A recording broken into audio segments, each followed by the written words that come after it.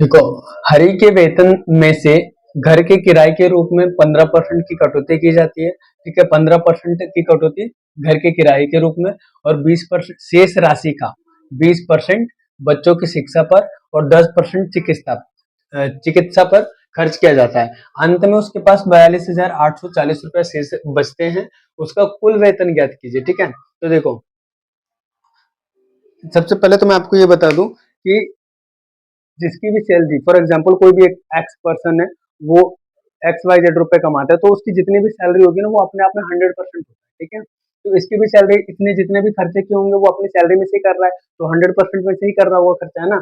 तो पहले तो ये देखो, हमने माना उसके पास जो सैलरी है वो एक्स है। ठीक है, तो इसी सैलरी में से वो खर्च करेगा जितने भी खर्च करेगा। तो सबसे पहले उसने घर के किराए पर 15% की कटौती की, मतलब 15% घर के किराए किराए पे खर्च किया। ठीक है, तो 15% की वैल्यू क्या होती है, देखो 15% को हम ऐसे लिख सकते हैं 15/100।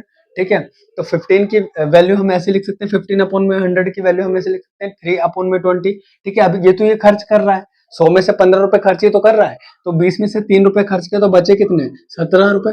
ठीक है, 20 नीचे आ जाएगा। ठीक है, इसके बाद देखो, इसका इसका जो है, इस वाले अमाउंट का 10%, सॉरी 20% बच्चों की शिक्षा पर खर्च कर रहा है, तो इसका 20% की वैल्यू क्या होती है, 20/100, 1/5 होगा, यानी कि 1 रुपए खर्च कर रहा है 5 रुपए में से, तो बचे कितने, 4 रुपए। ठीक है, तो 4 लिख दिया।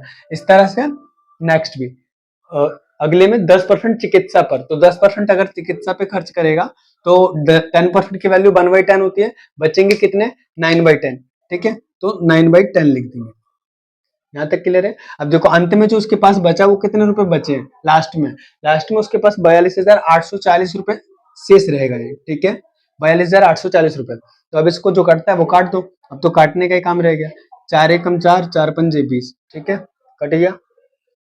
17 एकम 17, इसे काटेंगे, 17 एकम 17, 17 दूनी 34। ठीक है, बचा 8 और 8, 17 पंजे 85, बचा 3 और 4, 17 दूनी 34 और 0। ठीक है, 2 और 0। ठीक है, उसके बाद देखो, ये जो नीचे वाली संख्या है ये तो मल्टीप्लाई हो जाएगी। ठीक है, तो 5 को 5 से मल्टीप्लाई करेंगे 25, और 25 को 10 से करेंगे तो 250, 250, और ये क्या हो जाएगा, डिवाइड हो जाएगा। तो क्या मैं इसको ऐसे लिख सकता हूँ, 2520 इंटू में 250, और नीचे क्या हो जाएगा, नीचे हो जाएगा 9। ठीक है, और ये किसकी वैल्यू है, एक्स की। एक्स क्या है, एक्स कुल वेतन है। ठीक है, तो ये क्या 9 से डिवाइड हो जाएगा, 9 1 जा 9, 9 2 जा 18, 7 और 2 9, 8 जा 72, और ये 0 का 0।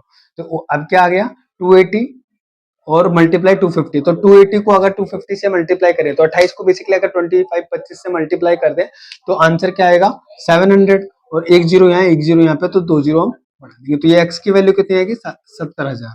तो 70,000 रुपए क्या होगी, उसकी इनकम होगी। कुल इनकम कितनी होगी, 70,000 रुपए। और 70,000 रुपए में से उसने पहले घर की कटौती में इतना खर्च किया, फिर जितना बचा उसमें से 20% उसने बच्चों की शिक्षा पर खर्च किया, फिर जितना भी शेष रह गया उसमें से 10% उसने मेडिकल पर खर्च किया। ठीक है, तो ये 70,000 आ गया।